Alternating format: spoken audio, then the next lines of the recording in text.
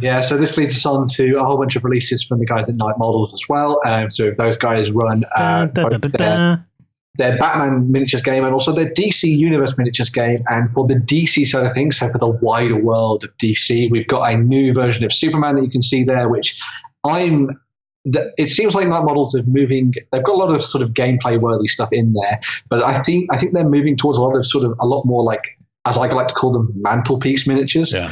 So miniatures that you paint up and like, hey, look at all the cool stuff I've painted. And we're seeing that obviously here with the new version of Superman there. You can see blasting through the Daily Planet sign, which is probably going to cause some kind of, damage in the city, but never mind. He's then supported by a whole bunch of different a different version of Superman. So you've got Cyborg Superman. Cyborg is not a different version of Superman. You take that back. Hank Henshaw was never Superman. He's a filth wizard. And I'm glad he's dead. If indeed he is dead. He should be deader. And the fact he's there with Mongol is just terrible. But Mongol trained something. I can't remember what he did, but he trained someone. He's a Warworld scumbag is what he is. Who else is in this? Keep scrolling. We've also got Eradicator. There's the Eradicator. Last son of Krypton. Go team. Yeah. So as far as I can believe, he cloned himself from the DNA of Superman. He may have stolen Superman's body, yes. Yeah. And all this stuff is, that's not, but the previous, because there's Doom.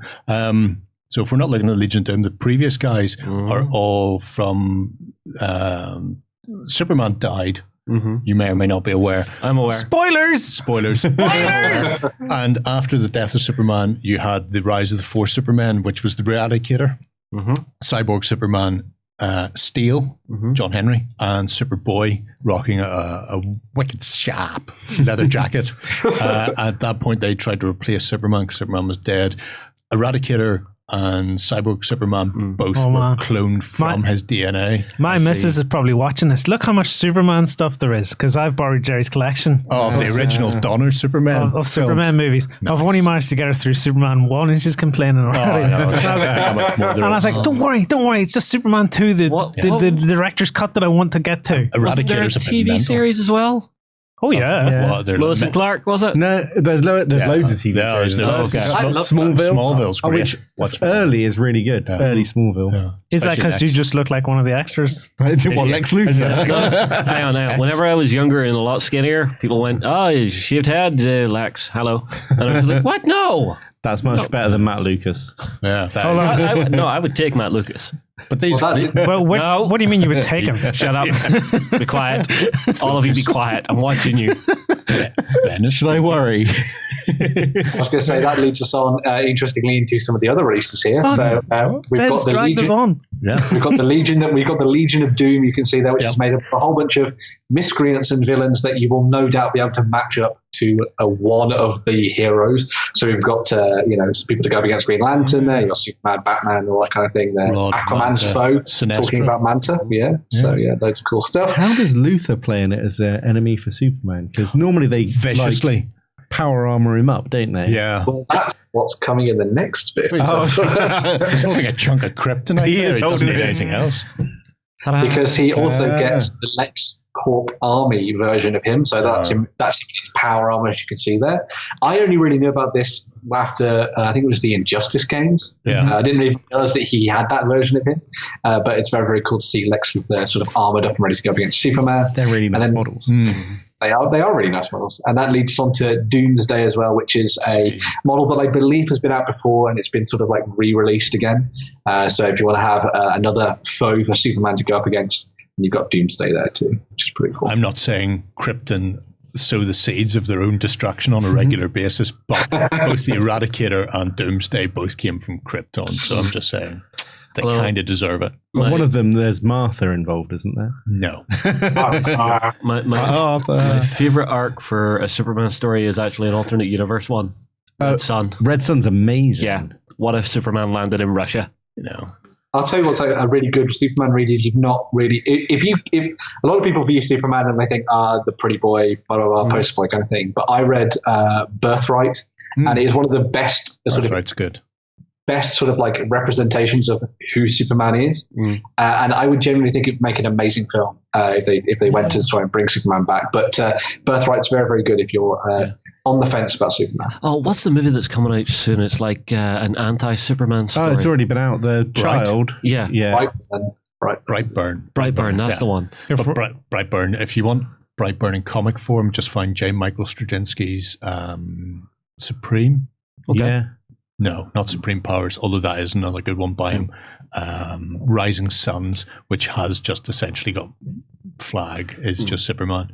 You mean like That's amazing. Is it the Patriot and the Boys? Yeah. Oh, Sorry, my God. because That show makes me so happy. Patriot got renamed Flag, TM. In Rising Suns, but yeah, any of those, they're all good. If we're talking about comic book universe movies, Joker is coming. Yes. Who's excited about that? Very. Amazing. See, I saw a great meme where it was in the 1980s to make the Joker, drop him into a vat of acid. To make the Joker today, drop him into society.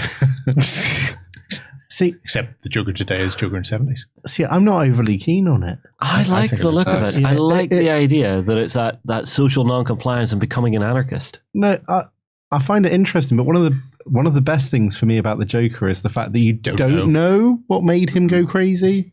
But the critics are loving it. I know. Well, It'll be interesting to see how it goes. What was it? Yes. 100% on Rotten Tomatoes? that's normally a bad sign, Yeah, though, isn't that- it? yeah. if it's got 100% critic rating. Best not to look at Rotten Tomatoes ever. Yeah, I know. It won awards from real people, not just Rotten Tomatoes. Oh, that's all right then. Just to finish off on the sort of night model stuff, we've got 2 more extra releases that came out for them. So one of them is the Jason Todd version of Robin. So if you want to involve the Joker in your games on the tabletop, this is a pretty perfect Robin to use, as we all know all the things that happened to him. No Fetch me a spoilers. crowbar. And there's also a set of the Watchmen. So if you want to bring them into your games as well, or just use them as mantelpiece figures, because really that's like pretty much how you Digimon get Dead. most of them. Oh, You've And got right there we have, we've got Silk Spectre, Eminem. but we've got Blondie from Aquaman. Yeah, Eminem. Yeah, Eminem. Ozymandias I as thought well. this guy didn't wear underwear. He does early Dr. on. Manhattan. It depends. Well- When he was a superhero and they were trying to market him, they made him wear underwear. And then later on, whenever they realized he was just going to do whatever he wanted, he kind of just went underwearless because he didn't care. Although I've just noticed Buobastis, his Lynx is painted in regular colors. Why is he not painted in a weird purple fur like he should be in the comic? I hate you so much, Night Models. Fix this. Because like it really freaked me out when he turned into a giant version and then he started zapping people and they just in blew Vietnam. up. Oh, yeah. I was like, that's freaky. That is amazing. Have you read the comic? Nope. No, that is even more. Oh, yeah. He's very freaky in there. Very freaky. Why do I always get the feeling that the movies and stuff are just toned down and diluted a little bit for the mass market? More, Anything that Alan Moore has done is massively toned down. like the V comic is completely different to the film. Yeah. Right? Okay. Prometheus, that's mental, although it hasn't got a film yet. Oh, From Hell Yeah. with Johnny Depp going chimney, Mary Parpins is the worst. The worst. I mean, League of Gentlemen, people think it's bad, but my God, From Hell is terrible. Oh.